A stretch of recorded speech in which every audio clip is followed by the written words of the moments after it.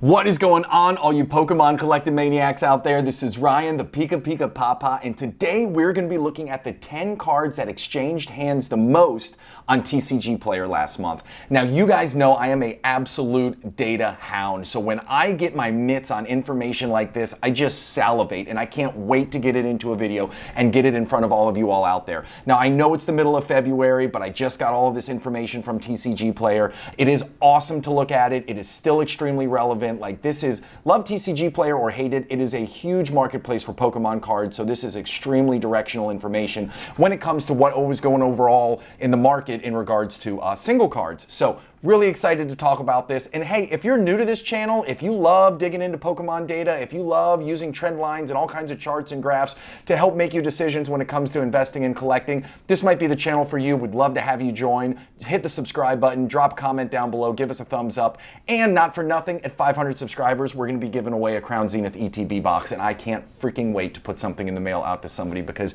you all rock. So without further ado, let's get into this and let's look at the cards that exchanged hands the most on TCG Player in the month of January. The first two cards I'm going to lump together. So card number 10 and card number 9, both of these are from that Charizard UPC box. Now, I'm not going to go down the rabbit hole of talking about that Charizard UPC box. You all know how I feel about it. I think that for a long-term, safe investment, you're hard-pressed to find a better place to put money right now. That doesn't mean it's going to be the top performer over the next 12 or 18 months. It doesn't mean that it's going to be, this huge flip opportunity, but I think it is a very, very safe investment over the next 3, 5, 10, 15, 20 years, however long you want to go out. I think it's a very safe investment. And when I see cards like this, the V-Star card, and when I see cards like this, the VMAX card, still exchanging hands at the rate that they are on TCG Player, it just lets you know that, hey, there's a lot of interest in these cards. They come in a 3-pack promo. There's a VMAX, a V-Star, and a regular V. The V-Star and VMAX are the more collectible of the three, obviously. That's why they're on the list and the other one isn't.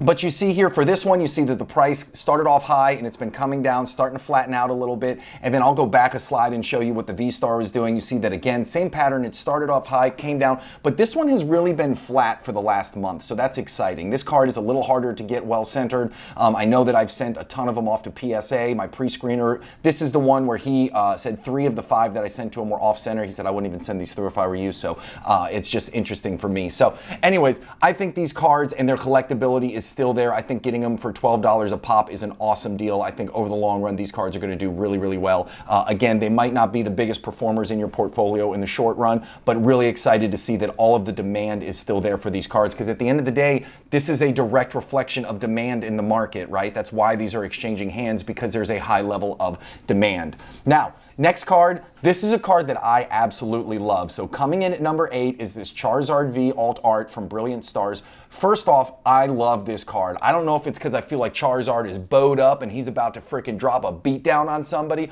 or I don't know what it is. I love Brilliant Stars. I think Brilliant Stars is going to be in the conversation for one of the top 3 sets from the Sword and Shield era. Evolving Skies, obviously. I think Chilling Reign is going to be up there. Brilliant Stars is going to be up there. There's a couple other sets that are making pushes. And this is obviously a huge, huge, huge chase card and a huge cornerstone to that Brilliant Stars set. So as Brilliant Stars continues to grow, I think this card's going to continue to grow with it. The thing that I really liked when I looked at this is you'll see that it started to drop in July, and you talk about a resistance line. So it looks at about 160 bucks. It really hit some resistance. Then it popped up, then it tried to drop back down again, then it went back up, then it came down. It's been all over the place, anywhere from a high of 205 all the way down to 160. But I do feel like that $160 resistance line is really, really good for us to understand as we think about investing into this. I am not always in the bandwagon of dropping $175 on a single card. I think that you can do a lot of damage in the sealed space with that, but this is a card that I think, as Brilliant Stars goes, this card is going to go, and I'm really bullish on this card for the long run, and I will be adding one when I find a great one that I think I can send off to PSA and get a decent grade back. I'll take a 9 or a 10. So I'm excited about this card. If you can't tell, I think it's awesome. I love to see it on the list. Now we're going to start getting into the Crown Zenith cards. If you've been wondering, yes, I'm going to do a Crown Zenith video, okay? I did some in December. You all knew how bullish I was on this set prior to it dropping. I purposefully haven't done one because I wanted to give it time to fan out a little bit, right? Like, everybody's been doing Crown Zenith videos. Crown Zenith is up, Crown Zenith is down. Don't get FOMO, like, don't pile in. Now everybody's saying, oh, Crown Zenith, you can't find it anywhere. I get it. It's exciting. Nobody's more excited about Crown Zenith than I am. But what I didn't want to do is I didn't want to flood this channel with a whole bunch of kind of seesaw information. I wanted to give it some time to flush out, which now it has. And on Friday, we're going to do some information, and I'm going to do a video on this. And truth be told, this is only a month's worth of data. So when you see this Arceus V-Star, like it came out on fire, it went super high, and now it's been trickling down a little bit, there's still a lot of Crown Zenith product yet to be released. There's still a ton of Crown Zenith that's going to be opened up. I know a lot of people are talking about the ETBs being hard to find. I know I'm very happy. I have 14 of them right now. And those Pokemon Center ETBs, like they're sold out. I have 8 of those. I'm very happy to have and hold those right now. I think long-term, those are going to perform very, very, very, very well, which is why I want to give one away at 500 subscribers.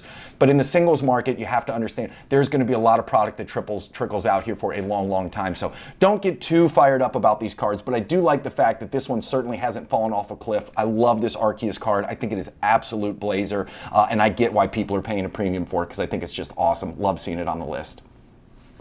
Another one from Crown Zenith, this Pikachu. I almost fell victim to the FOMO trap. I really did. I almost pulled the trigger when it first came out, simply because sometimes I will overpay for a card because I think it is just beautiful. And this is a card at some point I do want to have in a PSA 10 slab for my personal collection. I love the art. I love Pikachu in the middle with all the supporting cast around it, the colors, everything about it gets me excited. I'm even more excited now that it's in the $20 range. It'll probably continue to fall as more and more of these come out. A lot of people are saying this is a relatively easy pull. But we will see. So in time, I will be able to fulfill my dream of having this in a PSA 10 slab. But this is on this list of 10 for all the right reasons. Great card, great character. Just an awesome, awesome card to have in this set. So I totally get why people are paying for it left and right. Next one. Hey. What's a set without the original Charizard card, right? From this Charizard base set, it's always exciting to see some of these old school cards still doing well, still performing up there, you know, with the best of them. I love the fact that this is at number 5. It's not all the way in at number 10. I didn't expect it to be in the top, but when I saw this right here smack in the middle, it got me really excited. Again, you see July, the prices really came down. It really tested that $300 mark, got as low as $320, but then it shot right back up. This is long-term collecting dreams for me. I want to have one of these. I think if I'm being honest, I want a shadowless card and I don't want it in, well, I can't afford it in a 9 or a 10 or anything crazy like that, but I'll get a very nice eye appeal shadowless card in a PSA slab, and I'm excited to do that and share it with you guys when it happens someday. But love seeing this Charizard base set here. The really exciting thing for me is as we continue to look at this data month after month after month is to see how this one performs and how long it stays here in the top 10, but I don't think it's going anywhere anytime soon. Next one right here. Again, we're coming right back to Crown Zenith. I was actually surprised. Honestly, I was surprised there weren't more of these cards from Crown Zenith on this list. There very well could have been, you know, the Charizard V-Star. I know it's not a big dollar card, but people love Charizard. There could have been that Charizard, the Radiant Charizard from Crown Zenith, the Mew, the full art Galarian Gallery Mew. Like, there's just some awesome cards in this set. So the fact that there's this top 10 isn't inundated with them just blows my mind. But this is another card. It started off, it went up like a rocket ship. It's starting to normalize a little bit. Again, I'm just going to say there's going to be a lot of these products to be ripped, so if you haven't pulled one yourself, I wouldn't be too quick to go ahead and try and buy it for 150 bucks on the secondary market. I think there's going to be lots of opportunities to buy these cards for a long time, but it is certainly a just a beautiful card. And Giratina, we're going to see it again right here, that Lost Origin card. I think this is just absolutely sick looking. The colors, the illustration, everything about this card gets me all kinds of revved up.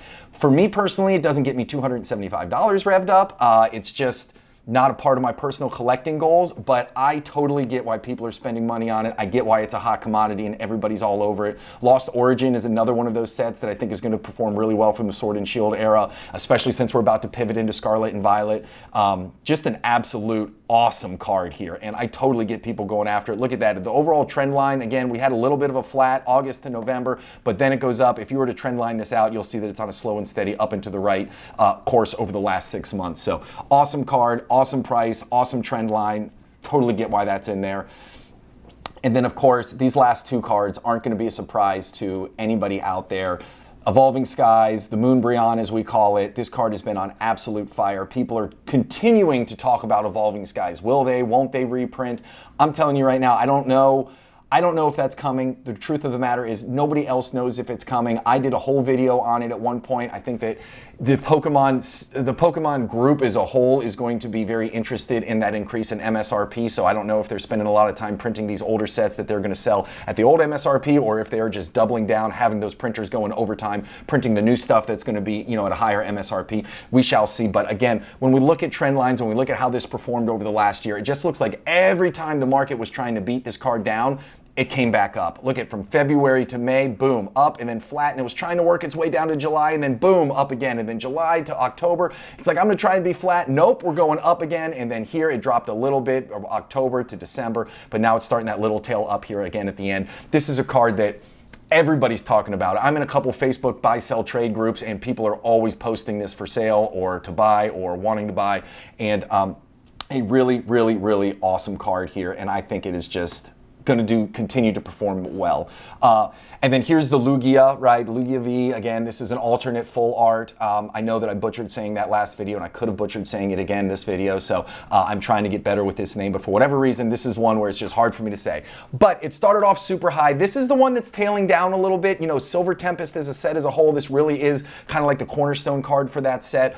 Personally, for me, I get it. It's a dark card, but I'm just not as big of a fan of the art on this one. The Giratina card that we talked about a little bit ago, where it was a little bit of a darker one, but it had a lot of bright colors in it as well, and it was just like this. It was almost like a trippy looking card. This one, for me, personally, it's just not my favorite card on the list. Obviously, I'm in the minority because this is the #1 card, which means people are buying and selling this thing like mad. Still relatively new. You know, it's only been out since November of 2022, so still has a lot of time to grow, still has a lot of time to normalize. A lot of Silver Tempest is still being ripped out there. So if you love this card, I totally get it. It's just not for me.